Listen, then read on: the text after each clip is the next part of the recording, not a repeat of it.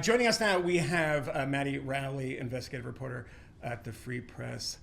She is live in D.C., right? Maddie, welcome. That's where you are? Close. You in DC? Maryland. Maryland? Yeah. Oh, we wouldn't want to offend DMV. the good people of D.C. by confusing you with Maryland. Yeah.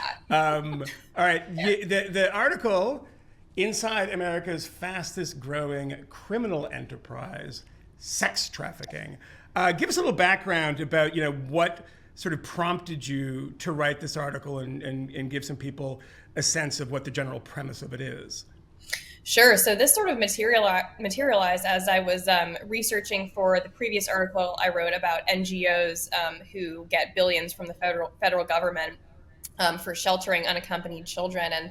And through that story, I spoke with, probably a dozen whistleblowers who worked at government-run shelters. They shelter unaccompanied children who cross the border.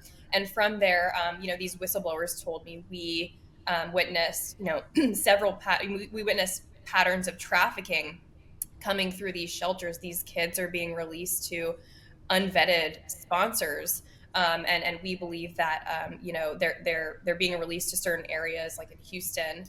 One whistleblower, Deborah White, said that she told me that 329 children were released to two apartment complexes side by side. And that should be a red flag for, criminal activity there. So I started digging deeper and realized that this is a whole separate story. And that's when I decided to shadow a private investigator in Dallas and see what was going on for myself, as well as to FOIA the federal government for the exact numbers of specifically children who have been labor and sex trafficked since 2021. Yeah, tell me a little bit about the stats for this increase and where those come from. Is it all federal sources, or is it the nonprofits doing this work as well? It's the nonprofits and the federal government doing this work as well. And I think it's important to point out right off the bat that the numbers I got from the federal government, those are just a drop in the bucket of the children who were able to escape their traffickers. So I'll back up a little bit. The numbers that I FOIA'd for are the numbers for child eligibility letters. And these are legal documents given by the government to victims, proven victims of child trafficking. And these child eligibility letters allow these kids to receive medical assistance, food assistance, cash, community help wherever they have ended up.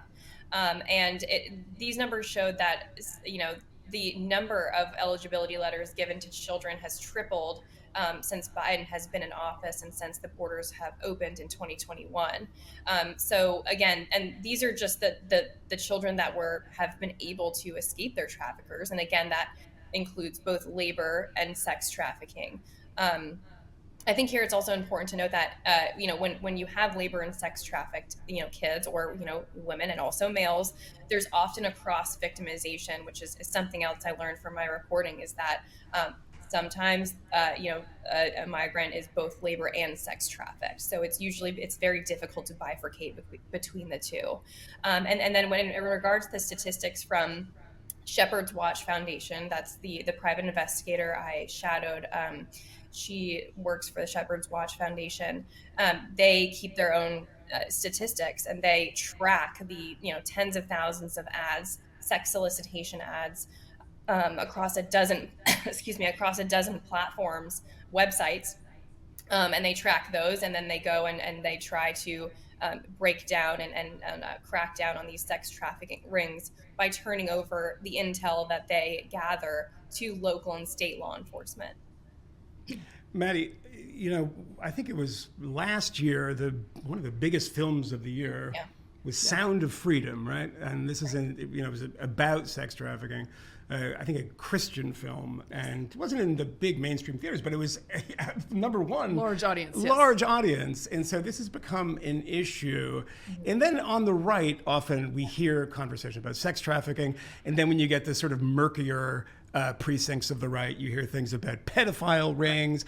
The question, I guess, for me is, how do you disaggregate what is real in this and what is scaremongering, because we have heard a lot of stuff that, sometimes people, have some kind of counter, like my friend Elizabeth Nolan Brown at Reason, who says, not so much, I don't believe it. So I don't know who to believe in this. I see what happens with Central American gangs, for instance.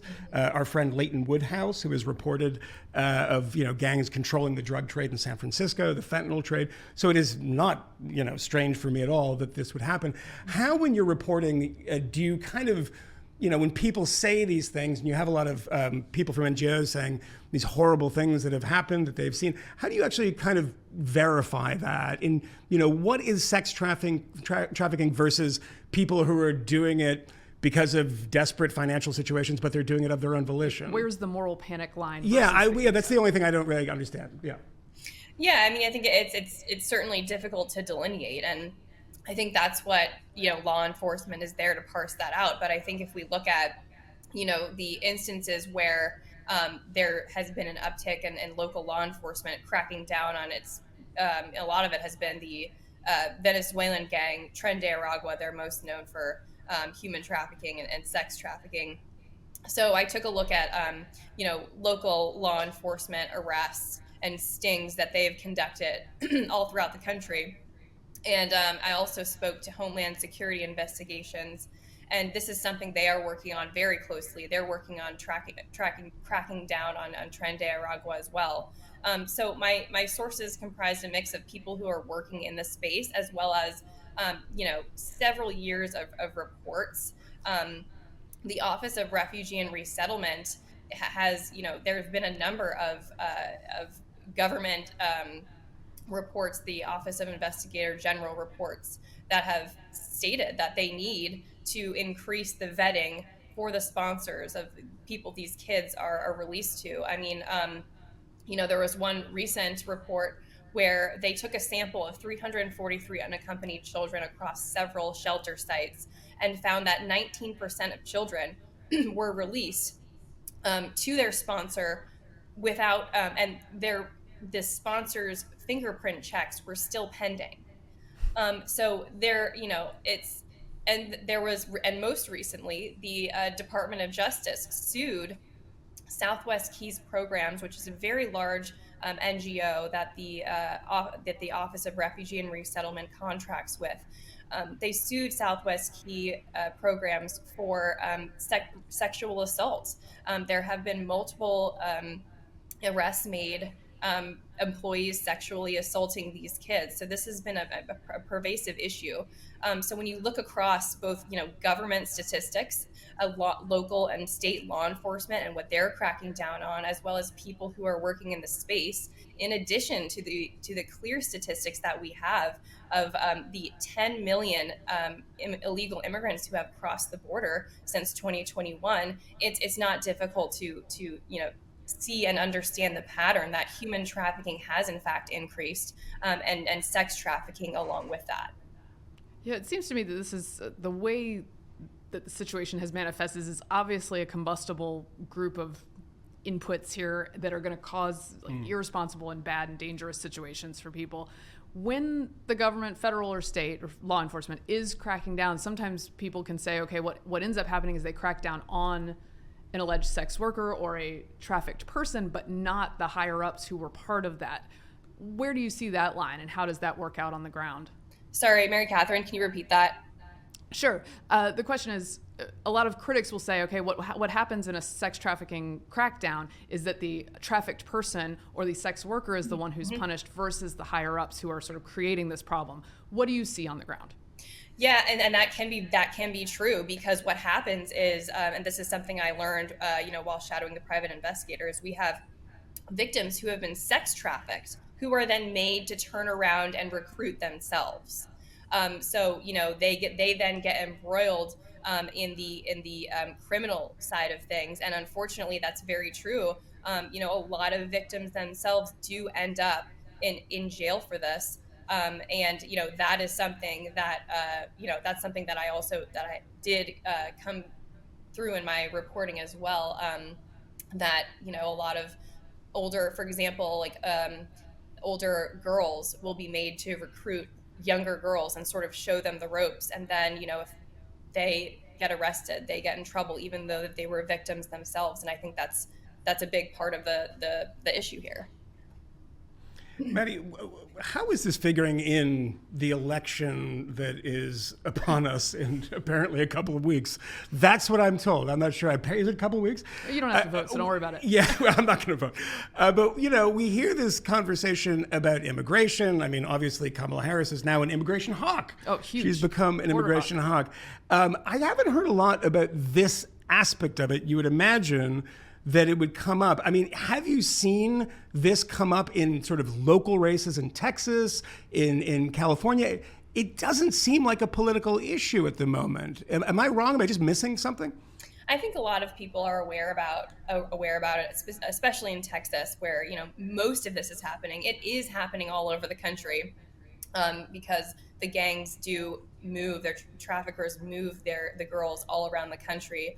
Just a quick example, when I went to the motel and saw how this all worked with Shepherd's Watch, the girl from the ad on the platform said that she was based in Philadelphia, but she was, working in Texas, a new Latina girl in the city. So they move all throughout the country. And I think that, Texas obviously sees the brunt of it. The private investigator at Shepherd's Watch has recently tracked 14,000 ads in Dallas per week across these dozen or more platforms. So I think that this is absolutely something that, Texans are watching. I spoke to, several former Border Patrol, Ammon Blair, he's a former Border Patrol there. They're very much on top of this issue. And I think that immigration, in talking about the previous conversation you were having, I think that immigration is going to be a big issue in this election. And I think that it is top of mind for a lot of people. I mean, I track, Tren de Aragua news, and Tren de Aragua, according to the New York Post, is now wreaking havoc on New York Times. The same 20 gang members have robbed. The last 50 cases of robberies can be attributed, according to the article, to 20 Tren de Aragua gang members. So I think that this is, absolutely something that people in general are tracking all throughout the country. Yeah, it's not a Texas issue here in New York City. We see it everywhere out in Long Island. We see it everywhere too, unfortunately. Thank you so much, Maddie, for being here, and you can read her piece over at thefp.com.